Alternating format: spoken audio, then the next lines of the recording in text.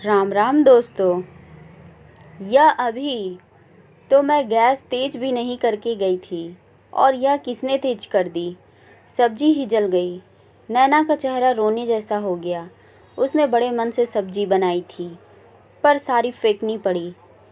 वह दूसरी सब्जी बनाने जा ही रही थी कि कमला जी की आवाज़ कानों में पड़ी। नैना, खाना लगा दे, मुझे भूख लग रही है। डायबिटीज़ की दवाई ले ली है और अब खाना ज़रूरी है।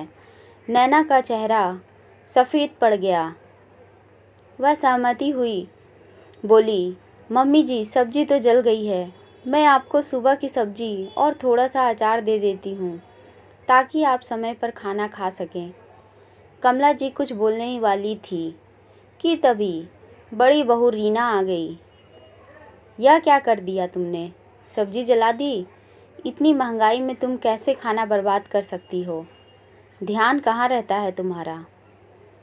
अभी तो ठीक से घर भी नहीं संभालना सीखी और नुकसान करना शुरू कर दिया। मम्मी जी, आप भी कुछ कहिए। रीना जैसे सुनने को तैयार थी कि उसकी सास घर की छोटी बहू को भी डांटेगी। रीना बहू, तू ज़्यादा सास मत बन। अभी तो मैं जिंदा हूँ, अपने काम से काम रख।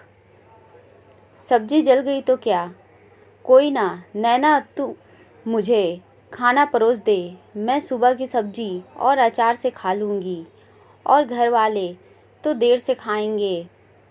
तब तक तू दूसरी सब्जी बना देना। कमला जी की बात सुनकर रीना चौंक गई। वह तो चाहती थी कि नई बहू नैना को डांट पड़े। वह जब बालकनी में कपड़े लेने गई थी तब उसी ने गैस तेज कर दी थी, जिससे सारी सब्जी ही खराब हो गई। जब से नैना घर में आई थी तब से रीना को लगता है कि उसकी कदर कम हो गई थी। वह भी 5 सालों से घर संभाल रही थी, पर नैना को आए हुए अभी 2 महीने भी नहीं हुए और सारे घर वाले उसका ही गुणगान करते हैं तो वह जल भुन कर रह जाती है। वह तो कोशिश कर रही थी किसी भी तरह से बस परिवार वालों के सामने नैना को नीचा दिखा दे। रीना सामान्य पढ़ी लिखी थी और नैना ने उच्च शिक्षा हासिल की थी। नैना रीना से ज़्यादा समझदार और आज्ञाकारी थी। उसने ससुराल आते ही सबका दिल जीत लिया था। वह सबके काम मुस्कुरा के कर देती थी।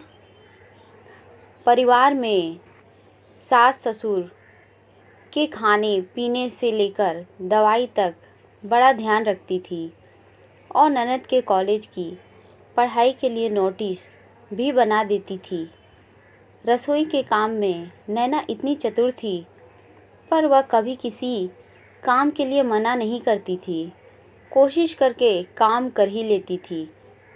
रीना को यही बात चुभती थी कि उसके सास ससुर ननद सब नैना की ही तारीफ़ करते थे और उसी के गुणगान करते हैं, जैसे उसने तो कभी परिवार वालों के लिए कुछ किया ही नहीं हो।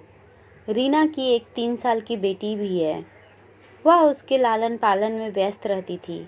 तो नैना ने कहा भी, भाभी आप चिंकी को संभाल लीजिए, बाकी काम मैं कर लूँगी। रीना अपनी बिटिया को खिलाने पिलाने में लगी रहती थी और नैना ने धीरे धीरे घर संभाला और सबकी चहेती बन गई। यह देखकर रीना को उससे जलन होने लगी। एक दिन नैना ने कपड़े सुखाए। उसमें कमला जी की सफ़ेद साड़ी भी थी। वह कमला जी की सबसे पसंदीदा साड़ी थी। रीना चुपके से बालकनी में आई और उसने वह साड़ी पर लगी कपड़े की पिन हटा दी और कमरे में आ गई। थोड़ी देर बाद घर की घंटी बजी। नीचे सफाई करने वाली साड़ी घर में देकर गई, जो सड़क पर जा गिरी थी। सड़क की गंदगी साड़ी पर लग चुकी थी। यह देखकर रीना फिर से चिल्लाई, नैना यह तुमने क्या कर दिया? मम्मी जी की सबसे अच्छी साड़ी खराब कर दी। अब तो तुम्हें सज़ा ज़रूर मिलेगी। नैना थोड़ा सा घबरा गई। तभी कमला जी आई और उन्होंने साड़ी देखी। नैना को उसके कमरे में भेज दिया और रीना को अपने कमरे में बुलाकर दरवाज़ा बंद कर दिया। रीना हैरान थी। सज़ा तो नैना को मिलनी थी। सासू माँ ने मुझे क्यों बुलाया? रीना बहू, तू घर की बड़ी बहू है और तुझे यह सब काम शोभा नहीं देते हैं। परिवार में इज्जत बनाए रखने के लिए खुद को ऊपर उठाया जाता है, ना कि दूसरों को नीचा गिराया जाता है।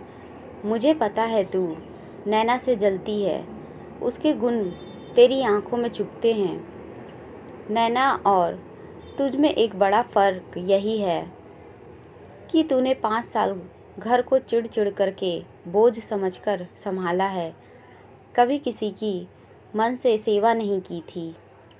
वहीं नैना चाहे काम करना कम जानती है, पर वह खुशी से करती है और सच्चे मन से करती है। उस दिन जब तू गैस की आंच तेज कर रही थी, तो मैंने तुझे देख लिया था। जलन की भावना तुझ पर इस कदर हावी हो गई थी, जानबूझकर सब काम खराब कर दिया। मुझे लगा तू सुधर जाएगी, पर उस दिन अपने कमरे की खिड़की से मैंने तुझे जानबूझकर साड़ी से पिन हटाते हुए देखा और साड़ी नीचे गिराते हुए देखा, और तूने सारा इल्ज़ाम नैना पर लगा दिया। शर्म आती है मुझे तेरी सोच पर। अपनी ही देवरानी से जलती है, उसे सबकी आंखों में नीचा गिराना चाहती है। वह तो तुझे बड़ी बहन की तरह मानती है। मैं उसके सामने भी तुझे डांट सकती थी, पर फिर उसकी नज़रों में तेरा सम्मान कम हो जाता। इसीलिए मैंने कमरे में बुलाया।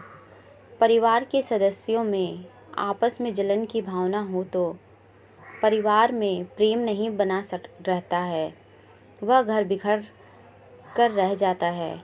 तुम दोनों को मिलकर घर संभालना है। जिस तरह मेरे दोनों बेटे मिलकर दुकान संभाल रहे हैं, उसी तरह तुम घर मिलकर नहीं संभाल सकती हो।